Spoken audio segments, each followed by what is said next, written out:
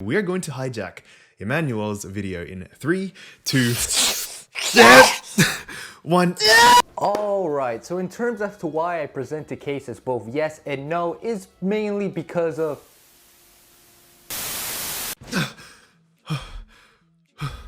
Wait a minute, is that... do my eyes deceive me? Holy hell! Raccoon? Is that you, my boy? Can you hear me? Yeah, I can hear you. I can hear you perfectly fine. Can you hear me, man? Can you hear me? Hello? Hello? You on? Yeah, you're on. You're on. You're perfectly fine now. Everything's good and all. Hey, what's up, my boy? I hope you're doing a good day. Oh, sweet. Okay. Yeah, sweet indeed. And why the hell are you here? Say what it is that you gotta say. I guess the floor is all yours. You kind of hijacked it, so. Go ahead. Alright, so first off, this is now our video, but in all seriousness, Bayonetta's gameplay was part of an era where hack and slash itself was popular. We are currently in the innovative state of hack and slash, but more accurately, I believe it's actually slowly transforming into more of action RPGs. It's important to keep in mind for this question that hack and slash is a subgenre of action RPG games, which means I would agree that it is less intricate, especially Bayonetta, than that of current games. Astral Chain, Scarlet Nexus, and even Nier Replicant and Nier Automata. So a very easy case study that you can do right after this video is that if you search up hack and slash games now, the most clicked ones are the ones from 2004 to 2014. Action games these days have more and more features which allow players to try out new things on top of side quests, DLCs, and even customizations. However, I would argue that Bayonetta 1 and Bayonetta 2 are difficult in their own unique way. You see players like Yoshesk, Creative Handle, and Donguri990 executing combos which I am sure takes years or even a decade of consistent hard work at that to enjoy that level or tier of excitement. While games like Scarlet Nexus are easily grasped by even the newest of hack and slash players. And don't get me wrong, it definitely is not Bayonetta's fault. Again, games like DMC and Bayonetta started and even paved the way for improvements for today's action games. Now, why is this question being addressed? Well, it gives us more of an expectation to think about what's to come in the future. Now that I think about it, this topic actually makes me so excited for what they're going to do with Bayonetta 3 and how they will innovate it for the future. Bayonetta's combat of hack and slash, in my opinion, is outdated compared to the market of FPS, battle royales, adventure games, most definitely. But that doesn't mean we shouldn't play it and give it room for innovation. You kind of hit the nail on that one. So yeah, I can't really say, yeah, those are really good points. I'm glad you saw them that way. Yeah, I sure did. But get the hell out of my screen. Wait, no! Well, we're gonna make a video about this.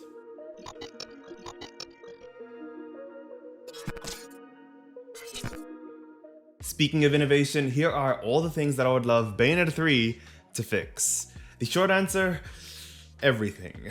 But the long answer, let's talk about it. How are we going today, everyone? My name is Ragan. Thank you guys so much for clicking on this video. Let's start off with the first annoying one, off-screen attacks. How many times have you lost a pure platinum from Accolade just jousting the back of your skull off the screen?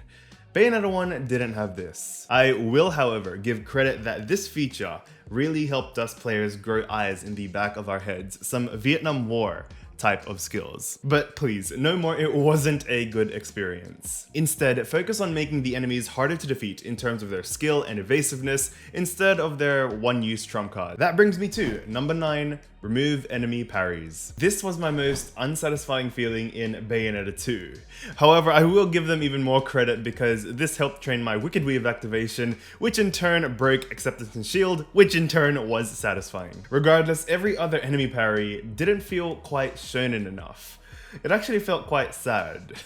But really, I think you should just get rid of the parry altogether or just give it to a boss exclusively or bosses exclusively. And yeah, it's going to make us rage even more. Heck, we got annoyed with it when Ace was doing it to our Wicked Weaves, but you gotta admit, it felt quite honorable doing it against a literal god than just an itty bitty ping pong ball. No parries by overworld angels or demons in Bayonetta 3.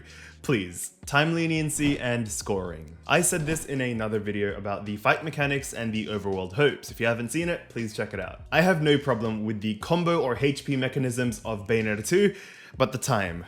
Oh, the time. Beat the angel in 2 seconds, no hit, high damage. Ha, here is your bronze medal. I'm exaggerating, of course, but again, what I said in that previous video, giving us more time to make a stylish play with full health and high damage from the combo would make a game crazier, better, and tighter, instead of resorting to cheesy repetitive methods that helped you get pure platinums. That was one of the things that made Bayonetta 2 quite distinct and quite hated compared to Bayonetta 1. So please, give us more time, just like in Bayonetta 1. Online co-op. Now, there have been a few leaks very recently about this. Again, I said this in the Bayonetta 3 fight mechanic and overworld hopes video, but adopting a similar approach to Code Vein, or DMC I believe, having an online co-op mode would be an upgrade from the usual tag climax. That really cages you in a small arena with minimal time, might I add. But remember, I suggested that this online co-op mode would allow for clip-worthy moves and clip-worthy scenarios, just like Unison Raids or Umbran finishing moves, just like how John and Bayonetta did in the prologue scene of Bayonetta 2. If any Bayonetta veterans are watching this video, first of all, thank you so much for coming in. It really is an honor. I really have to showcase what they've been yearning for a very, very, very long time, way before me. So what I'm talking about is the in-depth combat system that Bayonetta 1 had, the nerdy, really intricate gameplay that Bayonetta 1 had that Bayonetta 2 really lacked. As much as we make fun of Gen 1ers in a memingly way, I really understand why people or the Bayonetta veterans really enjoyed Bayonetta 1 and not so much Bayonetta 2. The Bayonetta 2 gameplays and the fight mechanics, I guess, were quite simplified and casualized compared to the intricate, lovely, amazing gameplay of Bayonetta 1. But even then, I still enjoy the gameplay of Bayonetta 2. Shout out to my coaches. And to be honest, I would love to have the style and the intricacy of Bayonetta 1 in Bayonetta 3 because I would love to experience even a fraction of what they experienced in 2009. I was very young back then. I'm gonna call it the veteran intricacy theorem. Yeah, I'm gonna call it that. Now, whether or not this becomes a reality all depends on who the next director for Bayonetta 3 is. If it's Mr. Hideki Kamiya, we'd have a really cool chance of having the intricacy of Bayonetta 1 in Bayonetta 3. Shout out to Mr. Setnaro X for bringing this to my attention and making it such an interesting topic. Okay, I hope the Bayonetta veterans haven't clicked off yet, so here are my next fixes. Tag Climax to Team Climax. In my opinion, as a new generation Bayonetta player, Tag Climax was good.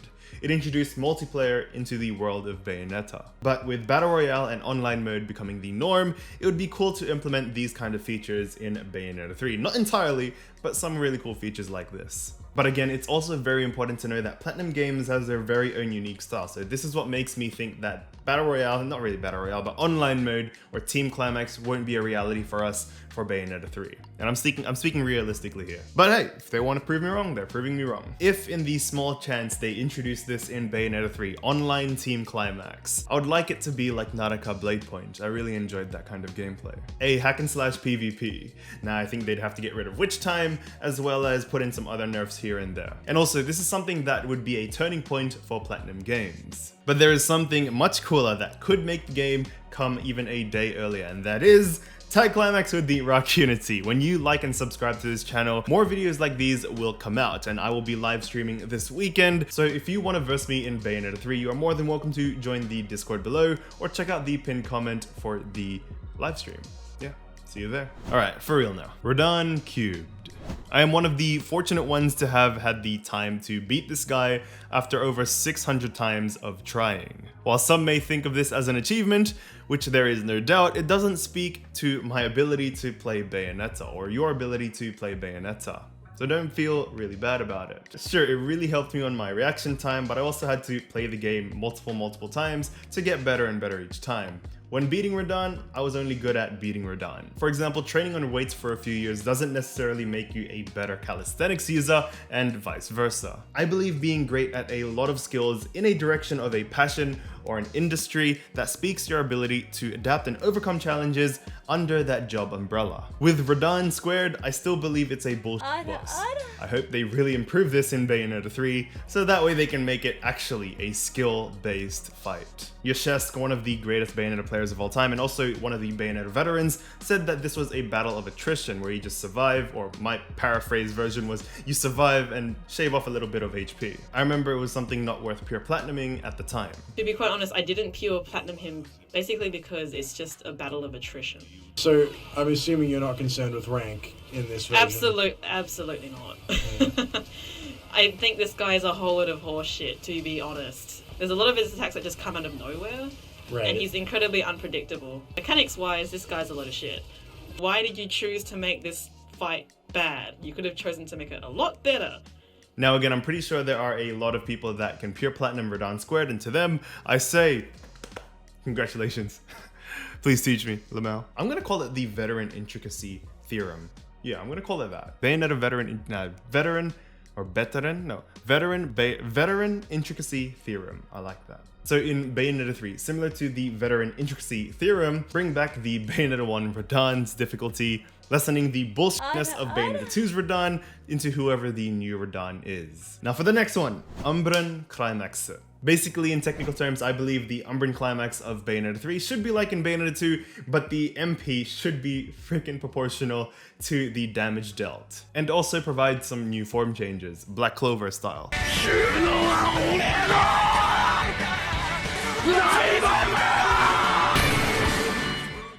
And ultimately, I think it should be used only in times of need. So that way, when your HP is low, you should be able to activate Haruka Mirai or some music type of OST activation as well. But in all seriousness, I think adding those in would be a cool innovation for Umbran Climax. In our Bayonetta Iceberg, we spoke about Baldur's story mode and how that was taken out of the game. Again, I feel they want to redeem themselves from Bayonetta 2, so I have a feeling that they might implement some sort of feature like this in Bayonetta 3. This would expand the game to even more lengths, figuratively and literally as well, even if they have to make separate chapters for each character. Nier Automata did a beautiful job with this feature, so what's to say not to add this in Bayonetta 3? I know the name of the game is Bayonetta, but this would allow for us to connect with more of the characters, especially the ones we've already seen before, since we haven't really been able to do that in the past 12 years. With the capability of improved cinematic cutscenes, seeing each character's perspective and adventure of how the story unfolds would be another thing that would make Bayonetta 3 very different from Bayonetta 1 and Bayonetta 2.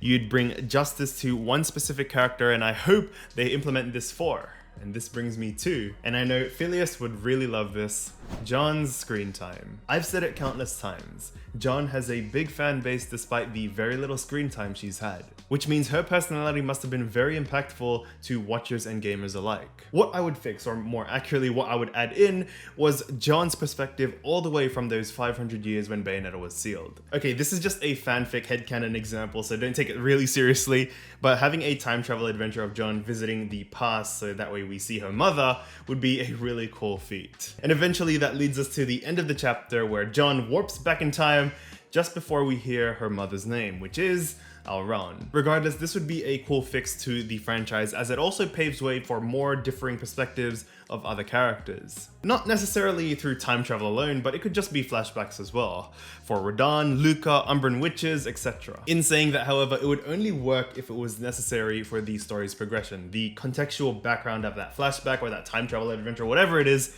it has to be crucial for the story. Otherwise, it just becomes redundant. John's perspective would provide justice for our character and would even make the ending of Bayonetta 3 much more meaningful.